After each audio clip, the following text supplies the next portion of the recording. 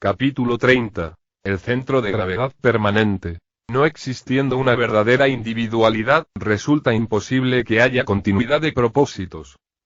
Si no existe el individuo psicológico, si en cada uno de nosotros viven muchas personas, si no hay sujeto responsable, sería absurdo exigirle a alguien continuidad de propósitos.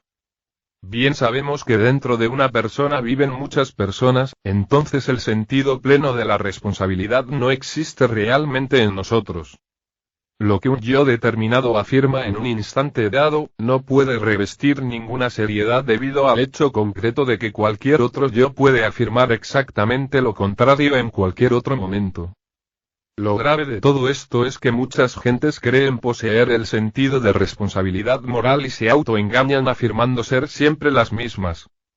Personas hay que en cualquier instante de su existencia vienen a los estudios gnósticos, resplandecen con la fuerza del anhelo, se entusiasman con el trabajo esotérico y hasta juran consagrar la totalidad de su existencia a estas cuestiones. Incuestionablemente todos los hermanos de nuestro movimiento llegan hasta admirar a un entusiasta así. Uno no puede menos que sentir gran alegría al escuchar personas de esta clase, tan devotas y definitivamente sinceras.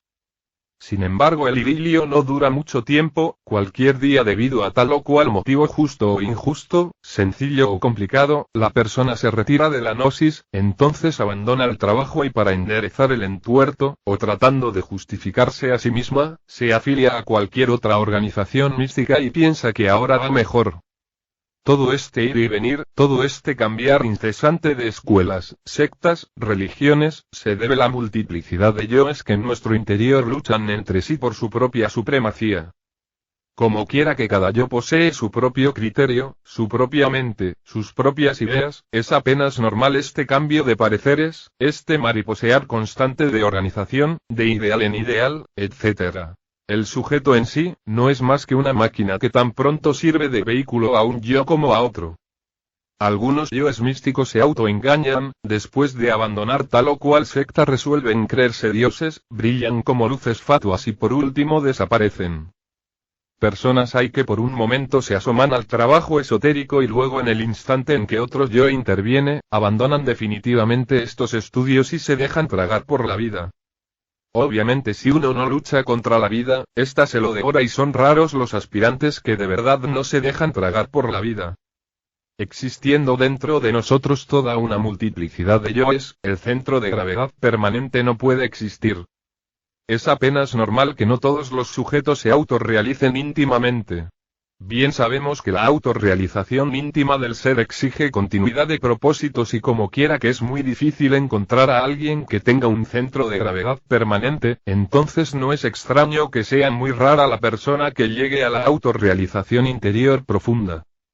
Lo normal es que alguien se entusiasme por el trabajo esotérico y que luego lo abandone. Lo extraño es que alguien no abandone el trabajo y llegue a la meta. Ciertamente y en nombre de la verdad, afirmamos que el Sol está haciendo un experimento de laboratorio muy complicado y terriblemente difícil. Dentro del animal intelectual equivocadamente llamado hombre, existen gérmenes que convenientemente desarrollados pueden convertirse en hombres solares.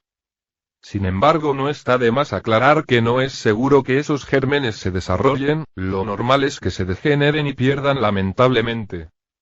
En todo caso, los citados gérmenes que han de convertirnos en hombres solares necesitan de un ambiente adecuado, pues bien sabido es que la semilla en un medio estéril no germina, se pierde. Para que la semilla real del hombre depositada en nuestras glándulas sexuales pueda germinar se necesita continuidad de propósitos y cuerpo físico normal. Si los científicos continúan haciendo ensayos con las glándulas de secreción interna, cualquier posibilidad de desarrollo de los mencionados gérmenes podrá perderse. Aunque parezca increíble, las hormigas pasaron ya por un proceso similar, en un remoto pasado arcaico de nuestro planeta Tierra. Uno se llena de asombro al contemplar la perfección de un palacio de hormigas. No hay duda de que el orden establecido en cualquier hormiguero es formidable. Aquellos iniciados que han despertado conciencia saben por experiencia mística directa, que las hormigas en tiempos que ni remotamente sospechan los historiadores más grandes del mundo, fueron una raza humana que creó una poderosísima civilización socialista. Entonces eliminaron los dictadores de aquella familia, las diversas sectas religiosas y el libre albedrío, pues todo ello les restaba poder y ellos necesitaban ser totalitarios en el sentido más completo de la palabra. En estas condiciones, eliminada la iniciativa individual y el derecho religioso, el animal intelectual se precipitó por el camino de la involución y degeneración. A todo lo antes dicho se añadieron los experimentos científicos, trasplantes de órganos, glándulas, ensayos con hormonas, etcétera, etcétera, etcétera, cuyo resultado fue el empequeñecimiento gradual y la alteración morfológica de aquellos organismos humanos hasta convertirse por último en las hormigas que conocemos. Toda aquella civilización, todos esos movimientos relacionados con el orden social establecido se volvieron mecánicos y se heredaron de padres a hijos. Hoy uno se llena de asombro al ver un hormiguero, mas no podemos menos que lamentar su falta de inteligencia. Si no trabajamos sobre sí mismos, involucionamos y degeneramos espantosamente. El experimento que el Sol está haciendo en el laboratorio de la naturaleza, ciertamente además de ser difícil, ha dado muy pocos resultados. Crear hombres solares solo es posible cuando existe verdadera cooperación en cada uno de nosotros. No es posible la creación del hombre solar si no establecemos antes un centro de gravedad permanente en nuestro interior. ¿Cómo podríamos tener continuidad de propósitos si no establecemos en nuestra psiquis el centro de gravedad? Cualquier raza creada por el Sol, ciertamente no tiene otro objetivo en la naturaleza, que el de servir a los intereses de esta creación y al experimento solar. Si el Sol fracasa en su experimento, pierde todo interés por una raza así y esta de hecho queda condenada a la destrucción y a la involución. Cada una de las razas que han existido sobre la faz de la Tierra ha servido para el experimento solar. De cada raza ha logrado el Sol algunos triunfos, cosechando pequeños grupos de hombres solares. Cuando una raza ha dado sus frutos, desaparece en forma progresiva o perece violentamente mediante grandes catástrofes. La creación de hombres solares es posible cuando uno lucha por independizarse de las fuerzas lunares. No hay duda de que todos estos yoes que llevamos en nuestras psiquis, son de tipo exclusivamente lunar. En modo alguno sería imposible liberarnos de la fuerza lunar si no estableciéramos previamente en nosotros un centro de gravedad permanente. ¿Cómo podríamos disolver la totalidad del yo pluralizado si no tenemos continuidad de propósitos? ¿De qué manera podríamos tener continuidad de propósito sin haber establecido previamente en nuestra psiquis un centro de gravedad permanente? Como quiera que la raza actual, en vez de independizarse de la influencia lunar, ha perdido todo interés por la inteligencia solar, incuestionablemente se ha condenado a sí misma hacia la involución y degeneración. No es posible que el hombre verdadero surja mediante la mecánica evolutiva. Bien sabemos que la evolución y su hermana gemela la involución, son tan solo dos leyes que constituyen el eje mecánico de toda la naturaleza. Se evoluciona hasta cierto punto perfectamente definido y luego viene el proceso involutivo. A toda su vida le sucede una bajada y viceversa. Nosotros somos exclusivamente máquinas controladas por distintos yoes. Servimos a la economía de la naturaleza, no tenemos una individualidad definida como suponen equivocadamente muchos pseudo-esoteristas y pseudo-ocultistas. Necesitamos cambiar con urgencia máxima a fin de que los gérmenes del hombre den sus frutos. Solo trabajando sobre sí mismos con verdadera continuidad de propósitos y sentido completo de responsabilidad moral podemos convertirnos en hombres solares. Esto implica consagrar la totalidad de nuestra existencia al trabajo esotérico sobre sí mismos. Aquellos que tienen esperanza en llegar al estado solar mediante la mecánica de la evolución, se engañan a sí mismos y se condenan de hecho a la degeneración involutiva. En el trabajo esotérico no podemos darnos el lujo de la versatilidad. Esos que tienen ideas veletas, esos que hoy trabajan sobre su psiquis y mañana se dejan tragar por la vida, esos que buscan evasivas justificaciones para abandonar el trabajo esotérico degenerarán e involucionarán. Algunos aplazan el error, dejan todo para un mañana mientras mejoran su situación económica, sin tener en cuenta que el experimento solar es algo muy distinto a su criterio personal y a sus consabidos proyectos. No es tan fácil convertirse en hombre solar cuando cargamos la luna en nuestro interior. El ego es lunar. La Tierra tiene dos lunas. La segunda de estas es llamada Lilith y se halla un poco más distante que la luna blanca. Los astrónomos suelen ver a Lilith como una lenteja pues es de muy poco tamaño. Esa es la luna negra. Las fuerzas más siniestras del ego llegan a la Tierra desde Lilith y producen resultados psicológicos infrahumanos y bestiales. Los crímenes de la prensa roja, asesinatos más monstruosos de la historia, los delitos más insospechados, etcétera, etcétera, etcétera, se deben a las ondas vibratorias de Lilith. La doble influencia lunar representada en el ser humano mediante el ego que carga en su interior hacen de nosotros un verdadero fracaso. Si no vemos la urgencia de entregar la totalidad de nuestra existencia al trabajo sobre sí mismos con el propósito de liberarnos de la doble fuerza lunar, terminaremos tragados por la luna, involucionando, degenerando cada vez más y más dentro de ciertos estados que bien podríamos calificar de inconscientes e infraconsciente. Lo grave de todo esto es que no poseemos la verdadera individualidad. Si tuviéramos un centro de gravedad permanente trabajaríamos de verdad seriamente hasta lograr el estado solar. Hay tantas disculpas en estas cuestiones, hay tantas evasivas, existen tantas atracciones fascinantes, que de hecho suele hacerse casi imposible comprender por tal motivo la urgencia del trabajo esotérico. Sin embargo, el pequeño margen que tenemos del libre albedrío y la enseñanza gnóstica orientada hacia el trabajo práctico, podrían servirnos de basamento para nuestros nobles propósitos relacionados con el experimento solar. La mente veleta no entiende lo que aquí estamos diciendo, lee este capítulo y posteriormente lo olvida. Viene después otro libro y otro, y al final concluimos afiliándonos a cualquier institución que nos venda pasaporte para el cielo, que nos hable en forma más optimista, que nos asegure comodidades en el más allá. Así son las gentes, meras marionetas controladas por hilos invisibles, muñecos mecánicos con ideas veletas y sin continuidad de propósitos. Capítulo 31. El trabajo esotérico gnóstico. Es urgente estudiar la gnosis y utilizar las ideas prácticas que en esta obra damos para trabajar seriamente sobre sí mismos. Sin embargo, no podríamos trabajar sobre sí mismos con la intención de disolver tal o cual yo sin haberlo observado previamente. La observación de sí mismo permite que penetre un rayo de luz en nuestro interior. Cualquier yo se expresa en la cabeza de un modo, en el corazón de otro modo y en el sexo de otro modo. Necesitamos observar al yo que en un momento dado hayamos atrapado, urge verlo en cada uno de estos tres centros de nuestro organismo. En relación con otras gentes, si estamos alertas y vigilantes como el vigía en época de guerra, nos autodescubrimos.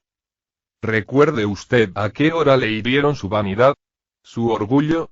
¿Qué fue lo que más le contrarió en el día? ¿Por qué tuvo esa contrariedad? ¿Cuál su causa secreta? Estudie esto, observe su cabeza, corazón y sexo. La vida práctica es una escuela maravillosa. En la interrelación podemos descubrir esos yoes que en nuestro interior cargamos. Cualquier contrariedad, cualquier incidente, puede conducirnos mediante la autoobservación íntima al descubrimiento de un yo, ya sea este de amor propio, envidia, celos, ira, codicia, sospecha, calumnia, lujuria, etcétera, etcétera, etcétera. Necesitamos conocernos a sí mismos antes de poder conocer a los demás. Es urgente aprender a ver el punto de vista ajeno. Si nos ponemos en el lugar de los demás, descubrimos que los defectos psicológicos que a otros endilgamos, los tenemos muy sobrados en nuestro interior. Amar al prójimo es indispensable, mas uno no podría amar a otros si antes no aprende a ponerse en la posición de otra persona en el trabajo esotérico. La crueldad continuará existiendo sobre la faz de la tierra, en tanto no hayamos aprendido a ponernos en el lugar de otros. Mas si uno no tiene el valor de verse a sí mismo, ¿cómo podría colocarse en el lugar de otros? ¿Por qué habríamos de ver exclusivamente la parte mala de otras personas? La antipatía mecánica hacia otra persona que por vez primera conocemos, indica que no sabemos ponernos en el lugar del prójimo, que no amamos al prójimo, que tenemos la conciencia demasiado dormida. Nos cae muy antipática determinada persona. ¿Por qué motivo? Tal vez bebe. Observémonos, ¿estamos seguros de nuestra virtud? ¿Estamos seguros de no cargar en nuestro interior el yo de la embriaguez? Mejor sería que al ver un borracho haciendo payasadas dijéramos: Este soy yo, ¿qué payasadas estoy haciendo? Es usted una mujer honesta y virtuosa y por ello le cae mal cierta dama. Siente antipatía por ella. ¿Por qué? ¿Se siente muy segura de sí misma? ¿Cree usted que dentro de su interior no tiene el yo de la lujuria? ¿Piensa que aquella dama desacreditada por sus escándalos y lascivias es perversa?